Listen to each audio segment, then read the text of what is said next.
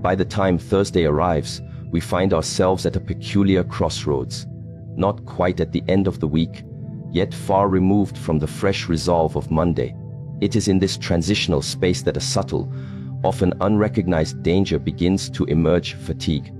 Not just physical exhaustion, but a deeper, more corrosive kind of tiredness, a mental depletion, a spiritual weariness. On the surface, everything might seem manageable. People are still showing up to work, attending meetings, responding to messages. But if you observe more closely, what you begin to notice is that presence has started to drift. There's a dullness behind the eyes, a slowness in reaction, a slight hesitancy in decision-making. This is not accidental, it's Thursday. Throughout the week, each day extracts a cost from us, emotionally, cognitively, and energetically. And unlike the weekend, which invites restoration, or even Wednesday, which offers a kind of motivational checkpoint, Thursday provides no such reprieve. It demands continuation without replenishment.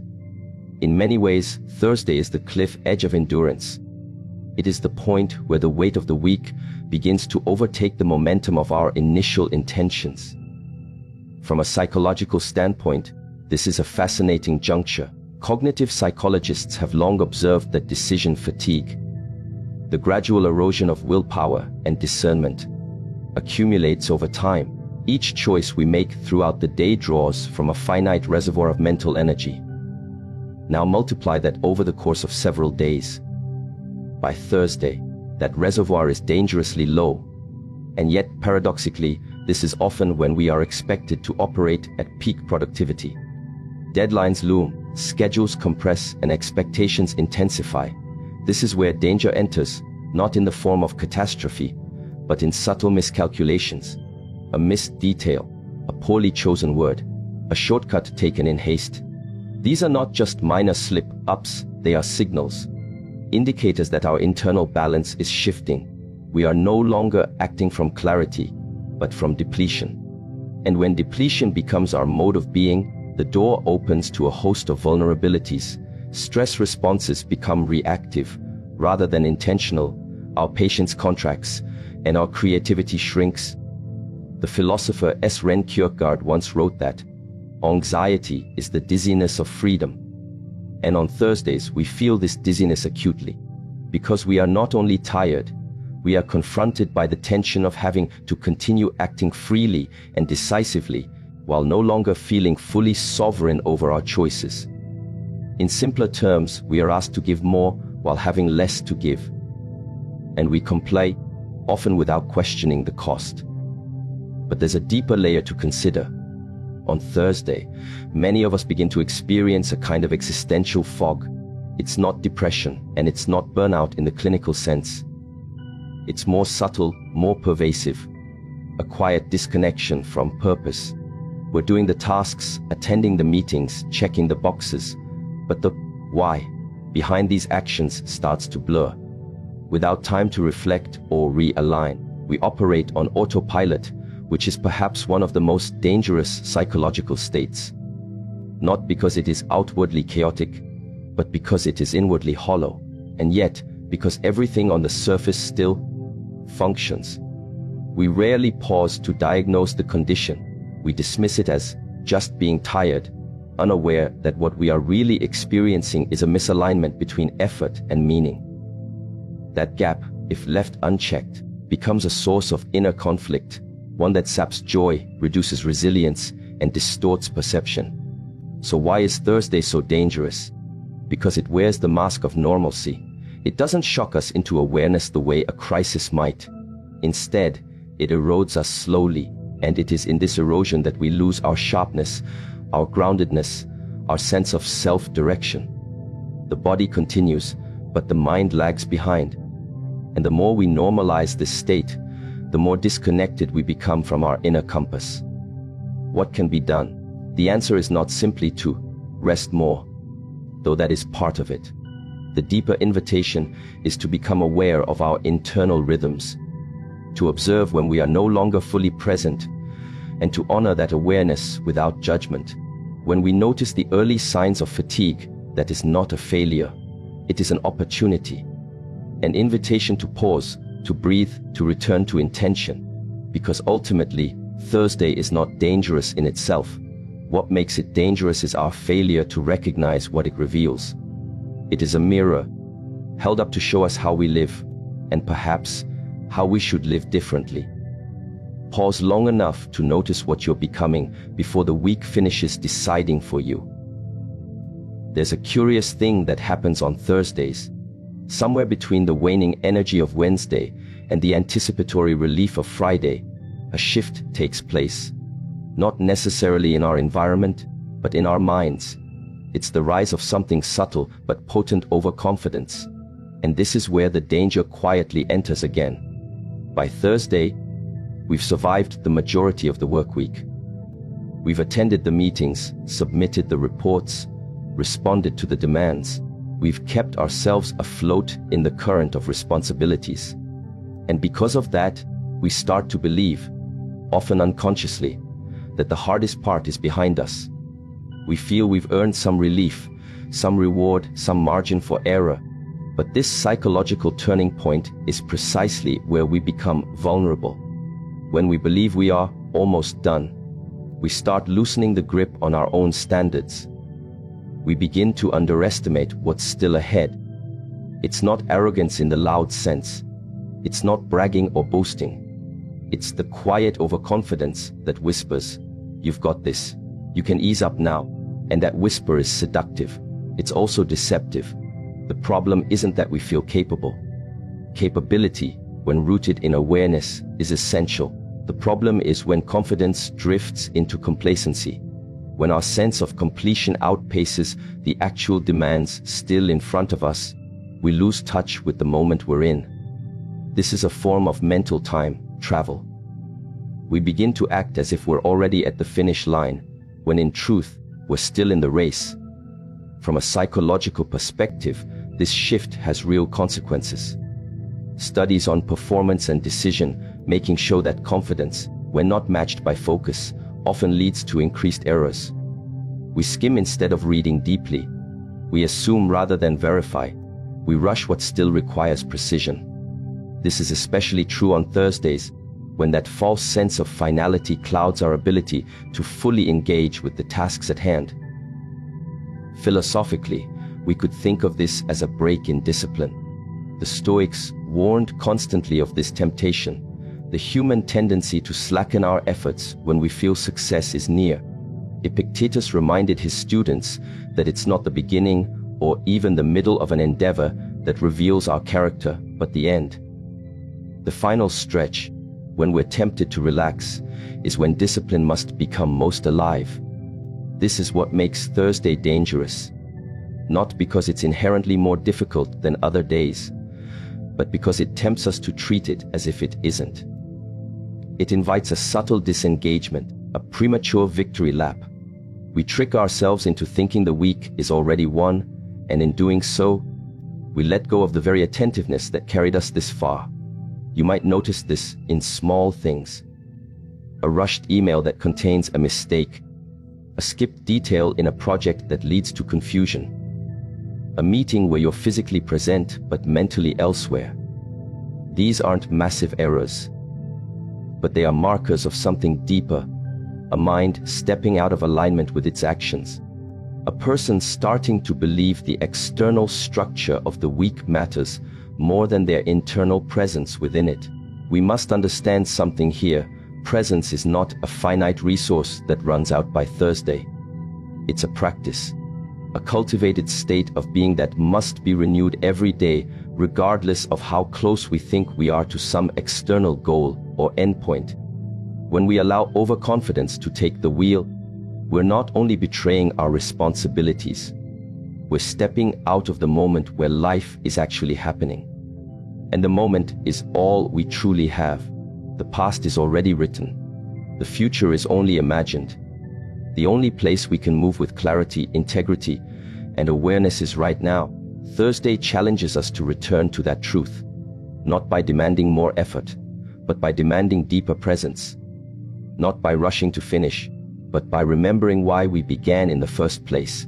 So the question is not, are you almost done? The real question is, are you still here? Are you still fully inhabiting your actions, your words, your responsibilities? Let Thursday be the day you refuse to coast on yesterday's momentum. Let it be the day you return to the moment, not because you have to, but because you can. Because presence is not something the week gives you. It is something you choose.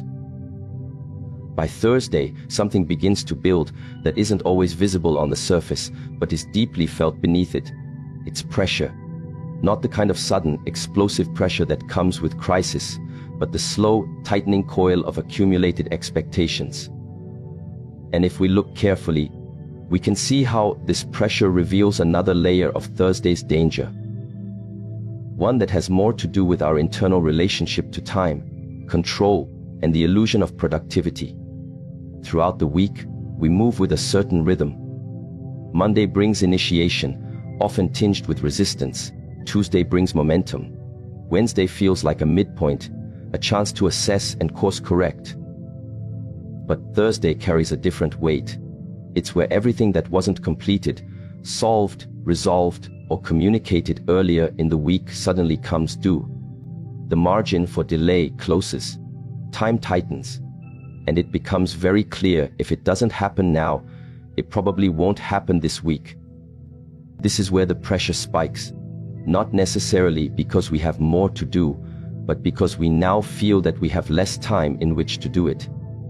And psychologically, this creates tension. That tension manifests in our breath, in our pace, in the way our minds jump from task to task without truly settling. We become hurried, not efficient. We become reactive, not responsive. And in this rushed state, the quality of our presence begins to erode. Many of us are conditioned to interpret pressure as a sign that we must push harder, speed up, multitask, stretch ourselves even thinner. But this conditioning is dangerous because it links urgency with value. It teaches us to believe that the faster we go, the more we're worth. But that's an illusion. True value, true mastery, does not emerge from speed. It emerges from depth, from attention, from moving in alignment with reality rather than racing ahead of it. What makes Thursday especially dangerous is that the pressure often goes unacknowledged. It becomes the invisible background hum to our day. We normalize it. We internalize it. We start believing that feeling tense and under strain is simply part of what it means to be responsible. But pressure without awareness is not responsibility, it's compulsion. And compulsion clouds clarity.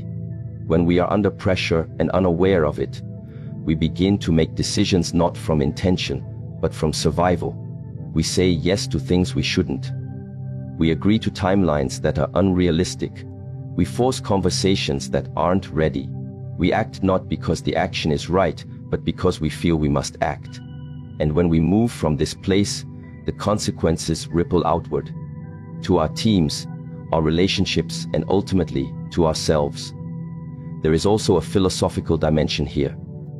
Pressure, when left unchecked, narrows our field of perception. It reduces life into a binary success or failure, done or not done, on time or late. But this is a deeply impoverished view of existence. Life is not a checklist. It's a process. It breathes. It unfolds. And if we approach it only with the anxious energy of completion, we miss the subtle wisdom it offers. We miss the chance to deepen our understanding of ourselves and others. We miss the chance to grow rather than just produce. Now, I'm not suggesting that deadlines don't matter. They do. Structure matters. Follow through matters. But what matters more is how we hold these responsibilities. Are we grounded in them or crushed by them? Are we present to the process or fixated on the outcome? Pressure, when held consciously, can sharpen us, but when absorbed unconsciously, it distorts us. Thursday is dangerous not because it is difficult, but because it distorts our sense of proportion. It tricks us into thinking that everything must be done now, that our entire worth is measured in these final hours before the week closes. But this mindset is unsustainable. It depletes us, and worse, it disconnects us from the larger arc of our lives. The practice, then is not to escape pressure, but to meet it with awareness. To pause and ask what is truly essential here. Not everything is urgent. Not everything requires our full energy right now. The ability to discern, to choose where to place our attention, even in moments of stress, is a form of mastery that few cultivate, but all need. So when Thursday arrives and the pressure builds, let that be your signal. Not to move faster, but to slow down inside. To come back to the breath, to move with intention rather than compulsion. Because how we carry pressure is ultimately how we carry ourselves. Don't let the noise of urgency drown out the quiet voice of wisdom. There's a moment in the week where cracks begin to appear. Small, often imperceptible at first. A forgotten password, a missed message, a dropped glass. Nothing catastrophic, but still something off. And when you look closer, these micro errors tend to cluster around a particular point. Thursday, it's as if the system, your system, is fraying at the edges, not from a single overwhelming blow, but from accumulated strain, sustained effort, and diminished attention. And here lies another danger, the rise in mistakes and accidents, not because the day is inherently cursed, but because by Thursday, we are no longer fully present in the moment we're living. We don't often associate danger with ordinary tasks.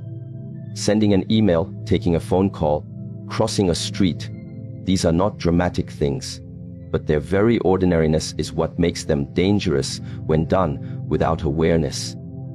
When your body is in the room, but your mind is already planning tomorrow or trying to recover from yesterday, what happens to the task at hand?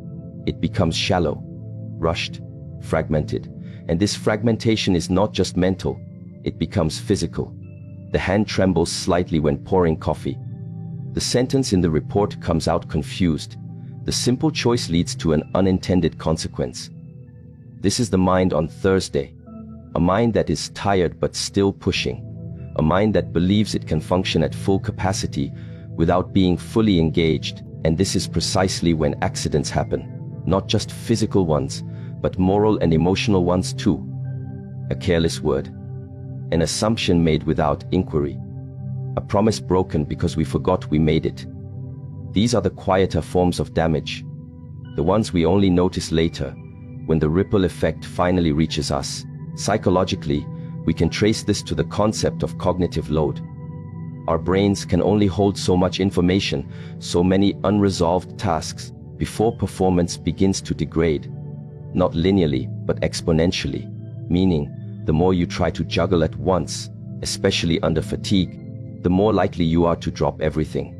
And yet, on Thursday, most of us are still operating as if we're at peak capacity. We rarely pause to ask whether our internal state matches the complexity of the actions we're attempting. We just keep going, keep reacting, keep hoping that effort will make up for clarity. But effort alone is not enough. In fact, when misplaced, effort can make things worse. Imagine a blunt knife being forced through delicate material. It doesn't cut, it tears. This is what happens when we act without presence. Our decisions don't land cleanly. They leave messes behind. And most of the time, we don't even realize this until we're dealing with the consequences. Philosophically, this points to a deeper truth. Clarity is not something you earn by pushing harder. It's something you arrive at by becoming still enough to see. And Thursday, for many, is the day we forget to be still. We are too consumed with completion, too preoccupied with control. The irony is that the more we try to force perfection in this state, the more imperfect everything becomes. Because quality is not a function of force. It's a function of attention. In martial arts, they say the best movement is the one that arises effortlessly from stillness. Not because it's weak, but because it's rooted. Thursday asks us to examine whether our actions are rooted, or if they're simply reflexes. Are we responding to the moment from depth, or reacting to pressure from the surface? This distinction matters. It determines whether our choices are clean or cluttered, effective or chaotic. So when mistakes begin to increase on Thursday, Don't rush to correct the mistake itself. Instead, trace it back to the mind that made it. Ask, was I fully here? Was I breathing, grounded, engaged? Or was I elsewhere, lost in the illusion of urgency, dissociated from the simplicity of the now?